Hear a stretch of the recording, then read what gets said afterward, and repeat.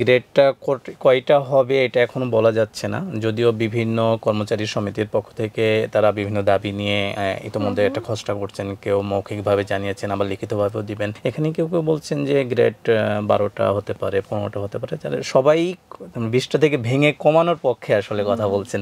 দর্শক সবাইকে আমন্ত্রণ জানাই দি ডেইলি ক্যাম্পাসের বিশেষ আয়োজনে। আপনাদের সাথে রয়েছে আমি সানজানা ঢালি। বহুল প্রতীক্ষিত সরকারি চাকরিজীবীদের বেতন কাঠামো নিয়ে সারা দেশে চলছে নানা আলোচনা ও সমালোচনা। তবে এই নতুন পে স্কেলে কি পরিবর্তন আসতে পারে এবং তা কিভাবে বদলে দিতে পারে একজন সরকারি চাকরিজীবীর জীবনযাত্রা, আজ এই বিষয় নিয়ে কথা বলার জন্য আমাদের সাথে রয়েছে দি ডেইলি ক্যাম্পাসের স্টাফ রিপোর্টার তৌহিদ তুহি।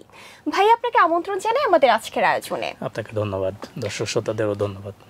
আমি আপনার কাছে প্রথমে জানতে চাইবো, এই যে নতুন পে স্কেল নিয়ে সরকারি চাকরিজীবীদের মনে নানা প্রশ্ন জাগছে, আপনার কাছে সর্বশেষ কি তথ্য আছে? হ্যাঁ সঞ্জনা, আপনি জানেন যে গত 27 জুলাই সরকার কিন্তু পে কমিশন গঠন করে দেয়, যে দীর্ঘদিন ধরে সরকারি চাকরিজীবী যারা আছেন, কর্মজীবী যারা আছেন, তারা কিন্তু পে স্কেল পাচ্ছিলেন না। মানে গত 10 বছর আগে 2015 সালে কিন্তু সবশেষ পে স্কেল গঠিত হয়, সেই অনুযায়ী এখনও তারা বেতন ভাতা পেয়ে আসছেন। তো এই জায়গাটাতে বৈষম্য দূরকরণ এবং মূল্যস্ফীতির সঙ্গে বাজারের সঙ্গে যদি মিলিয়ে আসতে হয়, তখন কিন্তু সরকারি চাকরিজীবীদের বেতনটা পুনর্গঠন করা জরুরি হয়ে পড়ে। তো অন্তর্বর্তী সরকার 2025 সালে কিন্তু 27 জুলাই কমিশন গঠন করে।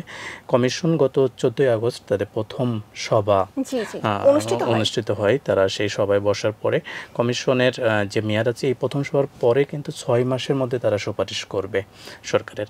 তো এই মুহূর্তে কমিশন যেটা করছে, এটা 4টা ক্যাটাগরিতে তারা মতামত নিচ্ছেন। তার মধ্যে সাধারণ নাগরিক আছেন, সরকারি চাকরিজীবী আছেন, বিভিন্ন প্রতিষ্ঠান আছে, স্বায়ত্তশাসিত প্রতিষ্ঠানগুলো সহ, এবং বিভিন্ন সমিতি যারা আছেন, তাদের থেকে মতামতটা কমিশনটা নিচ্ছেন। এই মতামত নেওয়া চলবে হলো 15 অক্টোবর।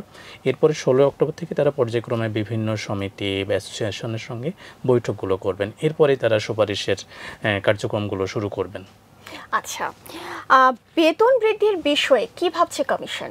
তাহলে কমিশন এখানে আমরা কমিশনের সাথে কথা বলে, বিভিন্ন সদস্যের সঙ্গে কথা বলে যেটা জানতে পেরেছি, যে কমিশন সরকারি চাকরিজীবীরা কী ভাবছেন আসলে সেই জায়গাটাকে গুরুত্ব দিতে চাচ্ছেন। তাদের বক্তব্য, গত 10 বছরে তো মূল্যস্ফীতি ছিল, সব কিছুরই দাম বেড়েছে, বাজারের দাম বেড়েছে। তো স্বাভাবিকভাবে সরকারি চাকরিজীবীদের যেমন এখানে একটা আশা আছে যে একটা বড় আকারের তাদের অ্যামাউন্ট বাড়বে, দ্বিগুণ করার একটা চিন্তা ভাবনা তাদের কিন্তু আশা আছে একটা। কমিশন বলছে যে তাদেরকে যাতে খুশি করতে পারে, এই আশার প্রতিফলন যাতে সুপারিশের মাধ্যমে উঠে নিয়ে আসতে পারে, সেই জন্য তারা কাজ করছেন। তো এটা মোটামুটি বলা যায় যে দ্বিগুণ হতে পারে, দ্বিগুণের বেশিও হতে পারে, এরকম, যাতে মূল্যস্ফীতির সঙ্গে বাজারের সঙ্গে মিলিয়ে একজন সরকারি চাকরিজীবী খুব সহজে জীবন চালাতে পারে। আচ্ছা, তাহলে এই যে সর্বোচ্চ বা সর্বনিম্ন বেতনের অনুপাতটা কেমন হতে পারে? এক্ষেত্রে অনুপাতটা এখন আছে 9.5 কিছু বেশি, তার মানে 10 ধরা হয়। তার মানে সর্বোচ্চ যদি একজন মানে গ্রেড 1 যেটা বাংলাদেশের সর্বোচ্চ কর্মকর্তা যদি ওখানে 10 টাকা স্যালারি পান, সেক্ষেত্রে সর্বনিম্ন যেটা আছে 20তম গ্রেড, সেখানে তিনি পাচ্ছেন 10 টাকা। তো এই জায়গাটাতেও কমে নিয়ে আসার একটা দাবি সরকারি কর্মচারীদের ছিল। মানে বিশেষ করে যারা নিচের দিকে গ্রেডে আছে, তাদের কিন্তু এরকম একটা দাবি ছিল।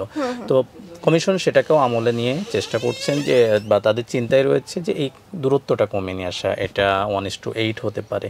যেমন যদি আপনাকে আমি একটা উদাহরণ দিই, যে ভারতে আমাদের পার্শ্ববর্তী দেশ, সেখানে কিন্তু 3 ক্যাটাগরিতে, তাহলে 3টা তাদের গ্রুপ আছে, গ্রুপ A B C করে তারা 18টা লেভেলে এই বেতনটা দিয়ে থাকে।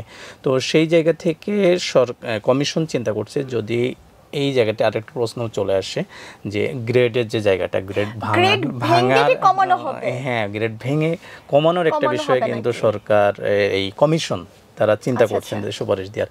এক্ষেত্রে গ্রেডটা কয়টা হবে এটা এখনো বলা যাচ্ছে না, যদিও বিভিন্ন কর্মচারী সমিতির পক্ষ থেকে তারা বিভিন্ন দাবি নিয়ে ইতিমধ্যে একটা খসড়া করছেন, কেউ মৌখিকভাবে জানিয়েছেন, আবার লিখিতভাবেও দিবেন। এখানে কেউ কেউ বলছেন যে গ্রেড 12টা হতে পারে, 15টা হতে পারে, তাহলে সবাই 20টা থেকে ভেঙে কমানোর পক্ষে আসলে কথা বলছেন। এখন আমাদের অপেক্ষা করতে হবে যে কমিশন সুপারিশটা কয়টা গ্রেডে করে এবং সেটা যৌক্তিকতা কি, সবকিছুর উপরে নির্ভর করবে। সেক্ষেত্রে ওই বৈষম্যটা কমে আসবে, অনুপাতটা তখন কমানো সম্ভব হবে। আচ্ছা ভাই, আমি আপনার কাছে সর্বশেষ জানতে চাইবো, যেটা সকল চাকরিজীবীদের প্রধান প্রশ্ন, যে এই নতুন পে স্কেলটা ঠিক কবে থেকে কার্যকর হবে?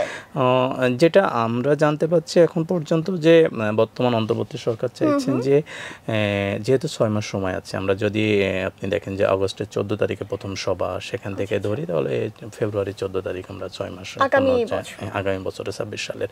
সেক্ষেত্রে কমিশন হয়তো এর আগেই 6 মাসের মধ্যে যেহেতু বলেছে, খুব দ্রুত কমিশন চেষ্টা করবে যে সুপারিশটা দেওয়া যায় আগামী বছরের প্রথমার্ধেই হয়তো দিতে পারবে। তার মানে প্রথম মাসে আমরা আশা করি জানুয়ারির মধ্যে বা শেষের দিকে হয়তো কমিশন যদি সুপারিশটা দিয়ে দেয়।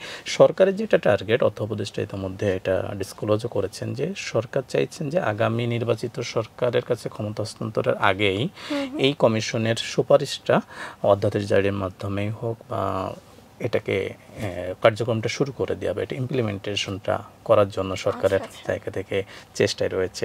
এখন বাকিটা নির্ভর করবে সময়ের উপরেই যে আসলে কখনো করছে। আপনাকে অসংখ্য ধন্যবাদ ভাইয়া আমাদেরকে সময় দেওয়ার জন্য। ধন্যবাদ আপনাকে এবং দর্শক শ্রোতাকেও ধন্যবাদ। দর্শক, আমাদের আয়োজন আজ এই পর্যন্তই ছিল। এতক্ষণ সঙ্গে থাকার জন্য ধন্যবাদ।